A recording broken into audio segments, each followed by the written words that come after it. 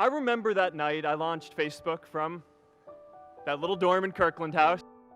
I went to Noakes with my friend KX, and I remember telling him clearly that I was excited to help connect the Harvard community, but one day someone would connect the whole world.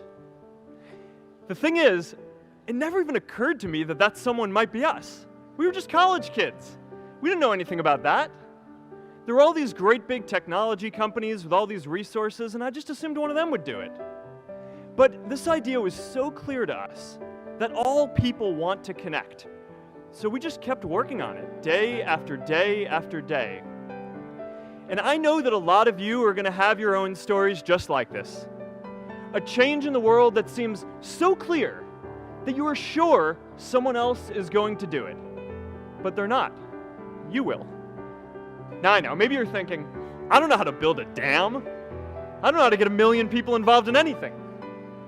Well, let me tell you a secret.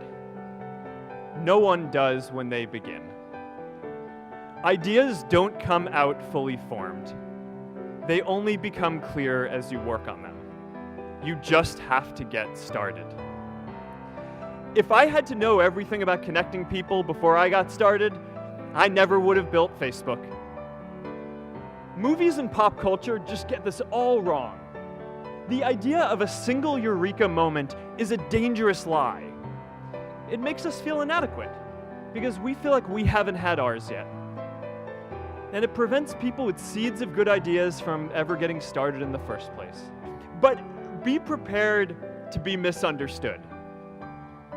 Anyone working on a big vision is going to get called crazy, even if you end up right. Anyone taking on a complex problem is going to get blamed for not fully understanding it, even though it's impossible to know everything up front. Anyone taking initiative will always get criticized for moving too fast because there's always someone who wants to slow you down. Facebook wasn't the first thing I built.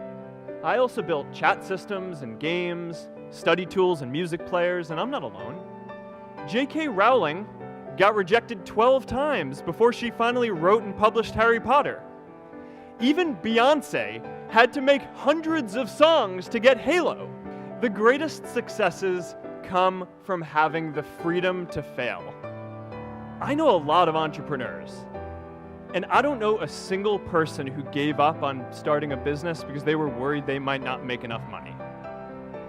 But I know too many people who haven't had the chance to pursue their dreams because they didn't have a cushion to fall back on if they failed. We all know you don't get successful just by having a good idea or working hard. You get successful by being lucky too. If I had to support my family growing up instead of having the time to learn how to code, if I didn't know that I was going to be fine if Facebook didn't work out, then I wouldn't be standing up here today. And if we're honest, we all know how much luck we've had to get to this point in our lives. Now, maybe you're asking yourself, can I really do this? One day after class, I was talking to my students about going to college, and one of my top students raised his hand and said that he wasn't sure he could go to college because he's undocumented. He wasn't sure if they'd take him. Last year, I took him out to breakfast for his birthday, and I wanted to get him a gift, so I asked him what he wanted, and he just started talking about struggles that he saw other students in his class facing, and finally said, you know, I'd really just like a book on social justice. I was blown away. Here is a young guy who has every reason to be cynical. He wasn't sure if the country he calls home, the only one he's known, was going to deny him his dream of going to college. But he wasn't feeling sorry for himself. He wasn't even thinking of himself. He has a greater sense of purpose, and he's going to bring people along with him. It says something about our situation today that I can't even say his name because I don't want to put him at risk. But if a high school senior who doesn't know what the future holds for him can do his part to move the world forward, then we owe it to the world to do our part too. I'm reminded of a prayer, Misha Berach, that I say whenever I face a big challenge, that I sing to my daughter, thinking of her future when I tuck her in at night.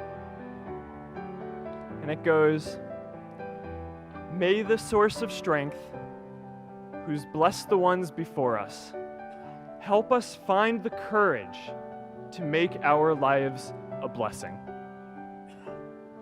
I hope you find the courage to make your life a blessing.